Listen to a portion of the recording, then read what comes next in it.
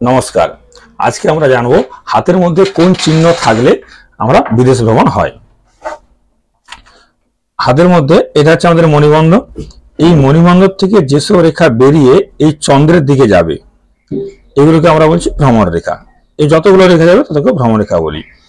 ভ্রমণ রেখা হলো, ভ্রমণ রেখা সবসময় জাতকের অস্থিরতা সূচনা করে। আর অস্থিরতা হচ্ছে চন্দ্রের কিন্তু প্রভাবগত ফল, কারণ আমরা যে ভ্রমণ করি তার ভ্রমণ রেখা যেটা বিচার করা তার মূল কারগ্রহ হলো কিন্তু চন্দ্র, কারণ এই রেখাগুলো সমস্ত কিন্তু চন্দ্রের দিকে যায়। আচ্ছা, এবারে আমাদের জানতে হবে যে হাতটা কোন প্রভাব দিন, মানে কোন গ্রহ হাতের মধ্যে সব থেকে বেশি বলবান আছে। তাহলে আমাদের জানতে হবে প্রথমে হাতে যদি ভ্রমণ রেখা থাকে তাহলে সে কোন কারণে বিদেশ ভ্রমণ করবে বা বিদেশে যাবে কোন কারণে। ধরুন হাতের মধ্যে যদি সে হাতটা যদি বৃহস্পতি প্রভাব দিন হয়, মানে বৃহস্পতির মাউন্টটা যদি ফোলা থাকে, বা যদি রবিতে সানলাইন থাকে, এখানে রবি হাতটা যদি সুন্দর রবি প্রধান হাত হয় বা মঙ্গল প্রধান হাত হয়, তাহলে কিন্তু এরা বিদেশ ভ্রমণ করবে কোনো জ্ঞান লাভের জন্য।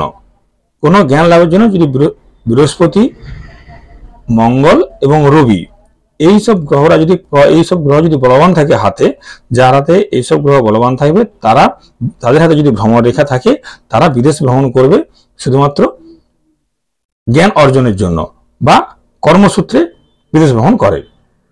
যদি হাতটা শুক্র প্রভাবধীন হয়, অর্থাৎ শুক্রের স্থানটা বেশি বড় হয় এবং হাতের শুক্রের স্থানটা বড় হবে, শুক্র বেশ পাওয়ারফুল থাকবে, তাহলে কি হবে, শুক্র প্রভাবধীন হাতের কি হয়, এরা বিদেশ ভ্রমণ করে একমাত্র আমোদ প্রমোদের জন্য, আনন্দ করার জন্য। এদের কিন্তু কোনো ইনকামের জন্য বা কোনো জ্ঞান অর্জনের জন্য কিন্তু এরা বিদেশ ভ্রমণ করে না। সব থেকে বেশি চন্দ্র প্রভাবধীন যারা হাতে তারা সবসময় ভ্রমণে আগ্রহী থাকে, তারা সুযোগ বলেই কিন্তু ভ্রমণ করবে। যারা চন্দ্র প্রভাবধীন, যাদের চন্দ্র ভালো থাকবে বা চন্দ্র প্রভাবধীন হাতের ক্ষেত্রে। এরপরে কিন্তু বুধের স্থানে, বুধ প্রভাবধীন লোকেরাও কিন্তু এরা কিন্তু ঘোরাফেরা করতে বেশি ভালোবাসে। আর এটা আছে, এবার দেখুন অনেকে দেখবেন যে এই হাতের মধ্যে এরকম ভ্রমণ রেখা আছে, দিয়ে এটা হচ্ছে আমাদের আয়ু রেখা, এটা হচ্ছে আমাদের আয়ু রেখা। আয়ু রেখা থেকে কোনো রেখা শাখা রেখা বেরিয়ে এইখানে এসে শেষ হলো, ভ্রমণ রেখাকে টাচ করলো না। তাহলে এরা অনেক সময় কি হয়, এদের বিদেশ ভ্রমণ কিন্তু হয় না। ভ্রমণ রেখা হাতে আছে কিন্তু আয়ু রেখা থেকে কোনো রেখা বেরিয়ে ভ্রমণ রেখার কাছাকাছি যায়, তখন কিন্তু এদের বিদেশ ভ্রমণ হয় না। এরা কি করে, বিদেশ ভ্রমণ সংক্রান্ত যেসব বই থাকে এরা সেই সব বই পড়তে বেশি ভালোবাসে, বা এরা মানসিকভাবেই কিন্তু বিদেশ ভ্রমণ করে ফেলে। আচ্ছা, আবার যদি হাতে ধরুন ভ্রমণ রেখা আছে, হ্যাঁ, আয়ু রেখা থেকে কোনো রেখা বেরিয়ে এখান থেকে কোনো রেখা বেরিয়ে চন্দ্রের ক্ষেত্রে যায় এবং চন্দ্রের ক্ষেত্রে গেল, এবং রবি রেখাটা যদি উত্তম হয়, রবি রেখা যদি খুব সুন্দর থাকে, তাহলে এদের কিন্তু অবশ্যই বিদেশ ভ্রমণ হবে। ভ্রমণ রেখা থাকবে, আয়ু রেখা থেকে ভ্রমণ রেখা চন্দ্রের কাছ পর্যন্ত যাবে এবং রবি রেখাটা উত্তম হবে, বা এটা টাচও করতে পারে, তাহলে কিন্তু এদের অবশ্যই বিদেশ ভ্রমণ হবে। আবার এই আয়ু রেখার থেকে যে রেখাটা বেরিয়ে যাচ্ছে, এই রেখাটা যদি কোনো কারণে জব চিহ্ন থাকে, এরকম আয়ু রেখার থেকে যে রেখা বেরিয়ে যায় সে রেখাতে যদি এরকম জব চিহ্ন থাকে, তাহলে কিন্তু এরা কিন্তু জলপথে গেলে কিন্তু সেখানে বিপদের সম্ভাবনা, আর কোনো বা বিদেশে যেয়ে কোনো আঘাত প্রাপ্তির সম্ভাবনা কিন্তু থাকে। আবার এরকম জব চিহ্ন থাকলেও সঙ্গে যদি কোনো চতুষ্কোণ চিহ্ন থাকে, তাহলে কিন্তু সেই বিপদ থেকে এরা বেরিয়ে যাবে। ভ্রমণের সময় অবশ্যই তারা বিপদে পড়বে, এবং এই চৌকা চিহ্ন থাকলে বিপদ থেকে বেরোবে, আর যদি চৌকা চিহ্ন না থাকে তাহলে কিন্তু বিপদ থেকে বেরোতে পারবে না। আবার অনেক সময় দেখা যায় মণিবন্ধ এখান থেকে একটা রেখা বেরিয়েছে, এখান থেকে রেখা বেরিয়ে এবং শুক্রের পর্বত হয়ে বৃহস্পতির কাছে গেছে, মণিবন্ধ থেকে রেখা বেরিয়ে শুক্রের পর্বত হয়ে বৃহস্পতির কাছে গেছে, এইভাবে বৃহস্পতির কাছে গেছে। এটা ইন্ডিকেট করে যে জলপথে ভ্রমণ, এরা বেশি দিন জলপথে কিন্তু ভ্রমণ করবে। আর কি নির্দেশ করে, যদি এই রাহুর থেকে এই রেখাটা থাকবে এবং রাহুর থেকে কোনো রেখা যদি শনির দিকে যায়, এই রাহুর থেকে কোনো রেখা যদি শনির দিকে যায়, তাহলে কিন্তু এটা অনেক দূরে বিদেশ ভ্রমণ ইন্ডিকেট করে।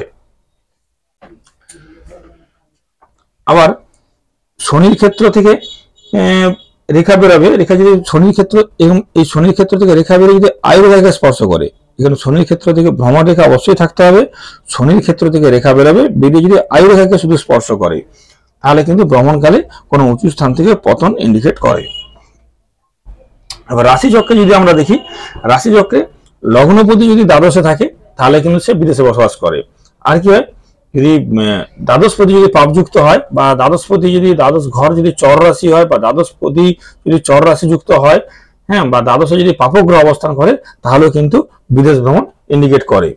আবার যদি চন্দ্রের ক্ষেত্র থেকে রেখা উঠে, বৃহস্পতি ক্ষেত্রে, চন্দ্রের ক্ষেত্র থেকে যদি কোনো রেখা উঠলো, এবার চন্দ্রের ক্ষেত্র থেকে কোনো রেখা উঠে যদি বৃহস্পতির ক্ষেত্রে যায়, চন্দ্রের ক্ষেত্র থেকে রেখা উঠে এবং বৃহস্পতির ক্ষেত্রে যায়, এবং শুক্র থেকে কোনো রেখা এখান থেকে বেরোলো, বেরিয়ে যদি কোনো যুক্ত হয়, এবং তাহলে কি হবে, এইসব জাতকে কিন্তু ভ্রমণকালে শুক্র থেকে কোনো রেখা বেরিয়ে যদি এই রেখার সঙ্গে যুক্ত হয়, তাহলে কিন্তু এদের ভ্রমণকালে বিপদ আসে এবং সেটা মৃত্যু পর্যন্ত হতে পারে। আর চন্দ্রের ক্ষেত্রে যদি এই আয়ু রেখা যদি এই ভ্রমণ রেখা যদি ছোট হয়, তাহলে এটা ইন্ডিকেট করছে যে এরা দেশের মধ্যে ভ্রমণ করবে। ভ্রমণ রেখা যত দীর্ঘ হবে সেটা ইন্ডিকেট করবে যে তত দূরে তার বিদেশ ভ্রমণ হবে। আর